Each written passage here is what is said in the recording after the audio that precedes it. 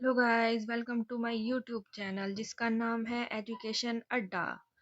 और हमारी previous video में आपने देखा होगा कि कैसे हमने एसिड की फिजिकल एंड केमिकल प्रॉपर्टीज बताई हैं। और आज के वीडियोस में हम करेंगे नेक्स्ट हमारा टॉपिक जो है बेस। तो एसिड और बेस है ना चैप्टर का नाम। तो अब आने जा रहा है हमारा बेस। तो बेस होते क्या हैं? When bases are dissolved in water, they give hydroxide ions OH negative in aqueous solution. जब हमारा कोई भी बेस हमारा वाटर में डिसॉल्व होता है और वो हमको OH नेगेटिव आयंस देता है तो उसको हम क्या बोलते हैं? बेसिस। ठीक है ना। जैसे एसिड में क्या था, जो हमको क्या कर रहे थे? H पॉजिटिव आयंस दे रहे थे। और ये क्या है हमारा बेस, जिसमें हमें OH नेगेटिव आयंस मिलते हैं हमारे एक्वस सॉल्यूशन में। जैसे कि जब हमने सोडियम हाइड्रोक्साइड को डिसॉल्व किया वाटर में तो हमें क्या मिला? तो सोडियम हाइड्रोक्साइड को हमने डिसॉल्व किया वाटर में तो हमें Na positive plus OH negative ion मिल गया। तो समझ आया आपको बेस क्या होते हैं। अब एक और है इसका आर्नियस कॉन्सेप्ट है बेस का। ठीक है ना।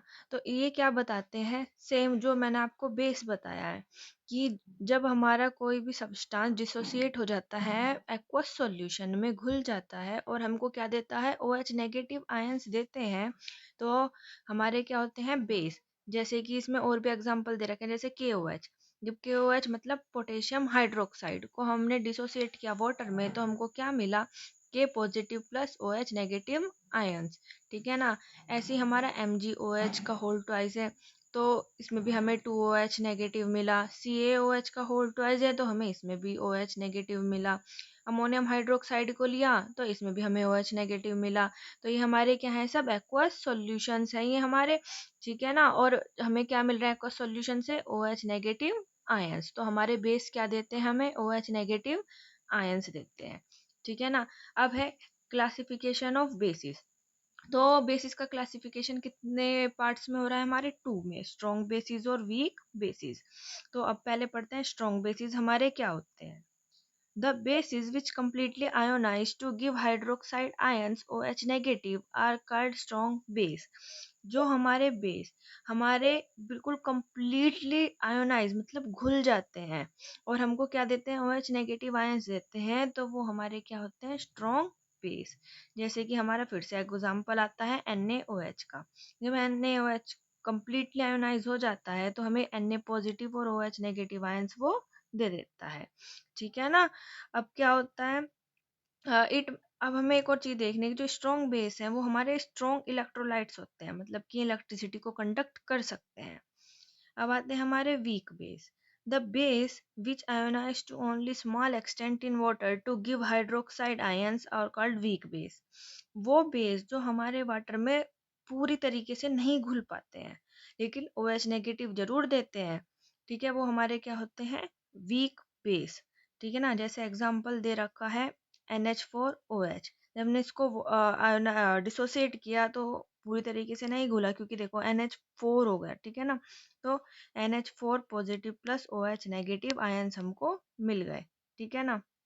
देखिए, जब हमारे अब हमारे एग्जाम्पल्स आते हैं कुछ कि हमारे स्ट्रॉन्ग बेसिस कौन से और वीक बेस कौन से हैं। तो स्ट्रॉन्ग बेसिस कौन कौन से हैं? जैसे सोडियम हाइड्रोक्साइड, पोटेशियम हाइड्रोक्साइड। और वीक बेस जैसे ammonium hydroxide, calcium hydroxide, magnesium hydroxide, copper hydroxide. ठीक है ना। आया समझ में। अब हमारे आते हैं बेसिस एंड एल्कलीज। इसको हम शॉर्ट में ही समझा देते हैं कि हमारे एल्कलाइज क्या होते हैं। एल्कलीज वो होते हैं जब एक बेस जो सोल्यूबल हो जाता है वाटर में, मतलब घुल जाता है आसानी से वाटर में, तो वो हमारा क्या होते हैं? एल्कलीज। ठीक है ना। और एक चीज हो रहा है कि सारे के सारे एल्कलीज हमारे बेस हो सकते हैं पर सारे के सारे बेसिस हमारे एल्कलीज नहीं हो सकते। ठीक है ना। और जब हम बेस की रिएक्शन हम एसिड के साथ कराएंगे तो हमको क्या मिलेगा? सॉल्ट प्लस वाटर हमको मिल जाएगा। ठीक है ना। आया समझ में। The bases which are soluble in water and give hydroxide ions in solution are called alkalis। जैसे मैंने बताया, वो bases जो पूरी तरीके से soluble हो जाते हैं वाटर में और हमको OH नेगेटिव आयंस देते हैं तो वो हमारे क्या होते हैं? alkalis। जैसे कि NaOH, NH4OH, CaOH का होल ट्वाइस, ये हमारे क्या होते हैं? alkalis। ठीक है ना। अब हमारा आता है यूजेस। हमारे यूजेस होते हैं बेसिस के, क्या कहाँ कहाँ कहाँ पर यूज किया जाता है हमारे बेस को, ठीक है ना। तो सबसे पहले आता है सोडियम हाइड्रोक्साइड। तो सोडियम हाइड्रोक्साइड का यूज कहाँ होता है, हमारा मैन्युफैक्चर ऑफ सोप, मतलब जो आप साबुन यूज करते हैं, रेयन का कपड़ा बनाने में, पेट्रोल की रिफाइनिंग में, और हमारे लैब में, जो हमारी केमिकल की लैब होती है ना उनमें। पोटेशियम हाइड्रोक्साइड का कहाँ यूज होता है, हमारे बैटरीज में, सॉफ्ट सोप में। हमारे कैल्शियम हाइड्रोक्साइड का कहाँ यूज होता है, हमारे ब्लीचिंग पाउडर में, ठीक है ना, और हार्ड वाटर को सॉफ्ट करने में, ठीक है ना।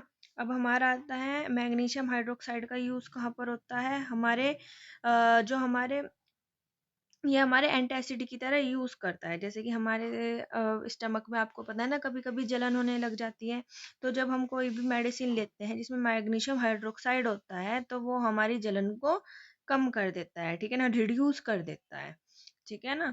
अब हमारा आता है जैसे कि हमारा अमोनियम हाइड्रोक्साइड कहाँ पर यूज होता है, जो हमारे ग्रीस के स्टेन्स लग जाते हैं ना हमारे कपड़ों पर, तो उसको हटाने के लिए भी ये बहुत वर्क करता है। हमारा आ गया सोडियम कार्बोनेट। ये हमारा क्लींजिंग एजेंट है, एज अ वॉशिंग सोडा, जो हमारे सर्फ, एक तरीके से हमारे सर्फ में पाया जाता है ये, ठीक है ना।